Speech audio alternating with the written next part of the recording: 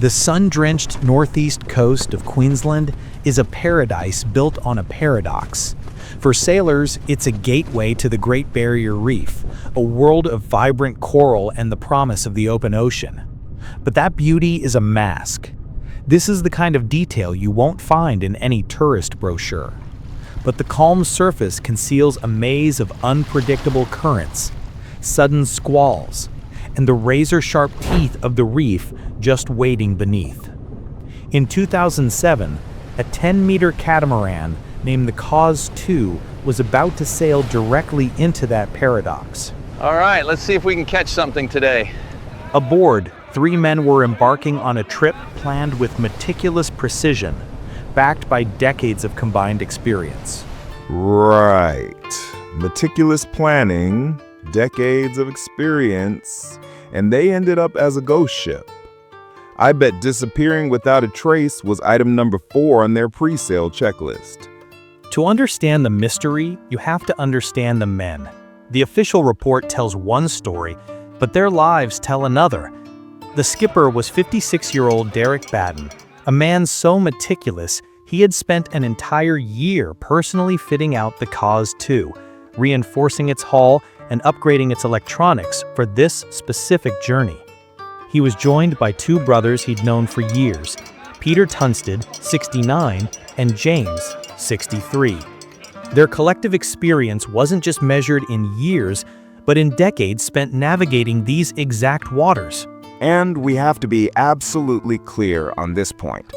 These weren't just hobbyists. The Tunstead brothers had sailed together since they were 10 years old. They were long-standing, respected volunteers for the local Coast Guard. These are literally the guys you call when other experienced sailors get into trouble. That fact alone should make you question any theory that relies on them making rookie mistakes. On the 15th of April, the Kaz II slipped its moorings and pointed north, beginning an adventure that was meant to last for weeks. Their last confirmed radio contact reported all was well. The journey was underway, exactly as planned. But their onboard GPS would later show that within hours of that final, reassuring call, the plan had already started to die. So far, so normal. Boring, even. Which is usually when things get interesting. Precisely, because shortly after that final call, something changed. The vessel's own GPS system, a silent digital witness, recorded a critical deviation. Without explanation, the Kaz II veered off its planned coastal route and began drifting west, out into the vast emptiness of the open sea. That's the moment. That is the exact point on the map where control of a perfectly good boat was either lost or just let go. 3 days later, on the 18th of April, a helicopter crew on a routine patrol spotted it. There, 88 nautical miles off the coast, was a yacht under sail, moving aimlessly in the currents of the Coral Sea. They circled, trying to raise the crew on the radio. There was no response. As they got closer, they saw the sails were up, but were badly shredded. Something was clearly catastrophically wrong. Well, a silent yacht with shredded sails drifting that far out probably wasn't part of the original itinerary. Authorities were dispatched to board the vessel, expecting a scene of chaos, injury, or worse. What they found was something far stranger. The engine was idling quietly in neutral. Below deck, a network of sophisticated electronics, the GPS, the radio, were all switched on and fully operational. On the saloon table, a laptop computer was open, its screen glowing, waiting for a user who would never return. Hang on. The engine's running. The nav systems are on. This isn't a dead ship. It's a ship that's been paused mid-sentence. So where in the hell is everyone? The scene became a masterclass in unsettling normalcy. The table was partially set for a meal, a knife still resting beside a half-cut piece of tomato. In the galley, a small, freshly caught fish was in the sink, waiting to be cleaned. On the deck, clothes and towels were laid out neatly to dry in the sun. One of the first officers on board, Sergeant Paul McEachran, later stated the whole thing felt like the Marie Celeste. It wasn't the presence of chaos that was shocking, but the profound, quiet, orderly absence of life itself. This single, impossible scene is the reason the Kaz II would become an enduring Australian mystery. It's a case that continues to baffle investigators and the public alike. And if you want to make sure you don't miss our deep dives into cases like this, now is the perfect time to hit subscribe and ring that notification bell. Investigators had a ghost ship, but no ghosts. Their first and most crucial piece of evidence came from a small video camera found on board. It contained the last known images of the crew alive. The timestamp is Sunday, April 15th at 10:05 a.m., just hours before they vanished. The video shows Des Batten calmly at the helm, the coastline visible behind him. Peter Tunstead is fishing off the stern. James Tunstead pans the camera to show the sails and the wide-open sea.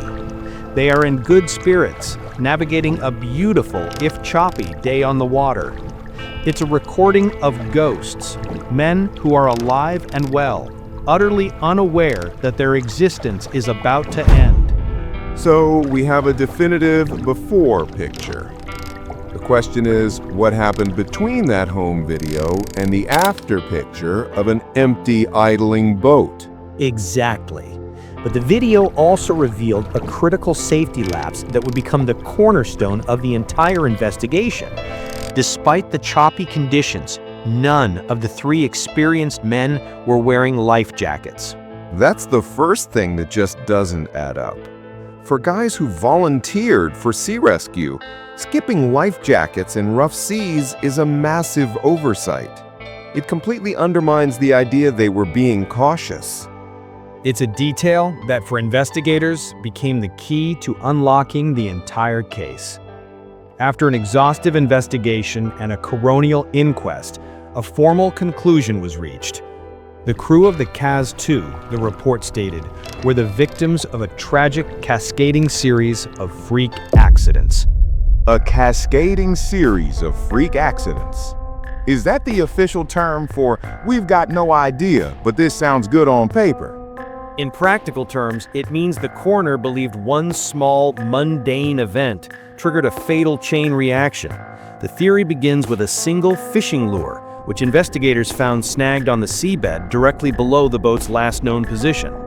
The official report uses this to paint a very detailed picture.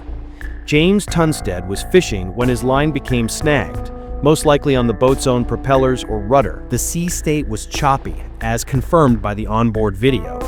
As James leaned over to free the lure, the coroner theorized the boat lurched in the swell and he fell overboard.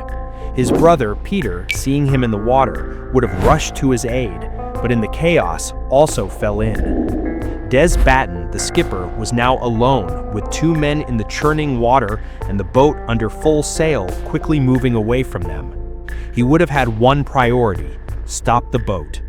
He would have rushed to drop the sails, and in that desperate, chaotic moment, the coroner concluded he was either struck by the swinging boom and knocked unconscious, or washed overboard by a freak wave. In the eyes of the law, it was a tragic but logical sequence of events. A perfect storm of bad luck, where three small mistakes, compounded by rough seas, led to an irreversible disaster. It's a theory that provides an answer for everything, neatly tying up every loose end. Right, so that's the official story they want you to believe. A bit too neat, isn't it? It's an answer, sure, but it doesn't feel like the truth. What do you think, Legends? Does that tidy explanation sit right with you? Let us know. The coroner's report provided an official, logical conclusion. From a legal standpoint, the case was closed. But for the families of the three men, that book was full of holes. They publicly refused to accept the verdict, Not out of emotion, but out of a deep understanding of seamanship. Their counter-argument was devastatingly simple. The official theory required 3 of the most safety-conscious men you could find to make a series of unforgivable amateur mistakes, one after another, in a perfect, fatal sequence. And you can't blame them. Let's unpack this for a second. The families laid out a list of logical fallacies. First, why would sea rescue volunteers not immediately use the radio to send a distress call? It's muscle memory for them. Second, why would they ignore the emergency dinghy, which was found perfectly stowed and ready for deployment? That's a crucial point.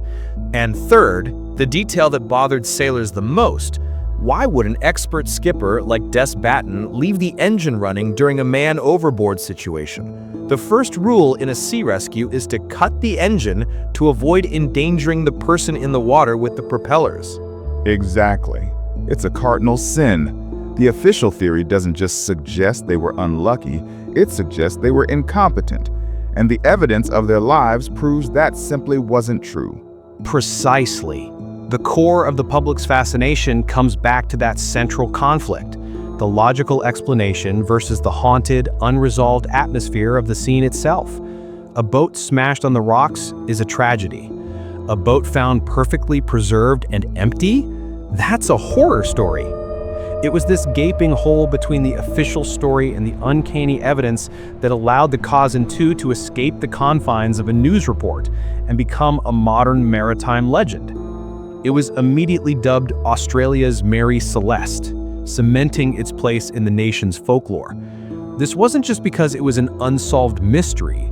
It was because the nature of the mystery taps into a primal fear. He is right.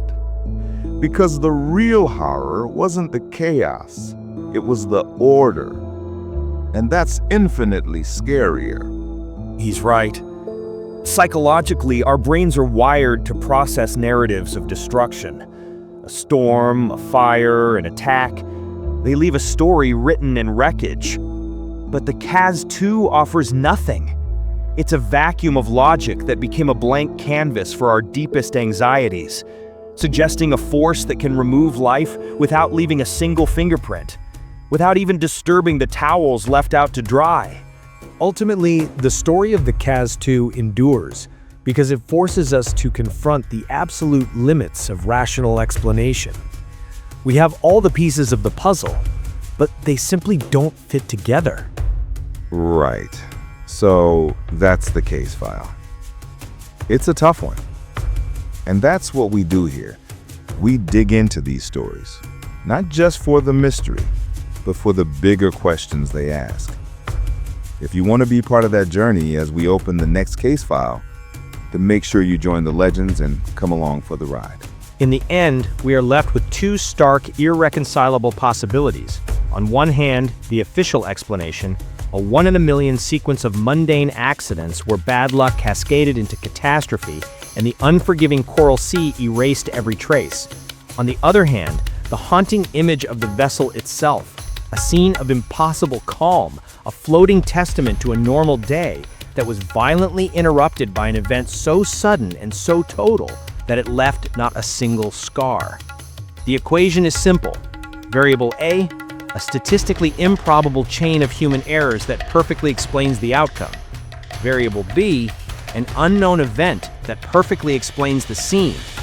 The data is insufficient to solve for one, so we turn it over to the jury, the legends. After hearing the evidence, which path makes more sense to you? Let us know in the comments below.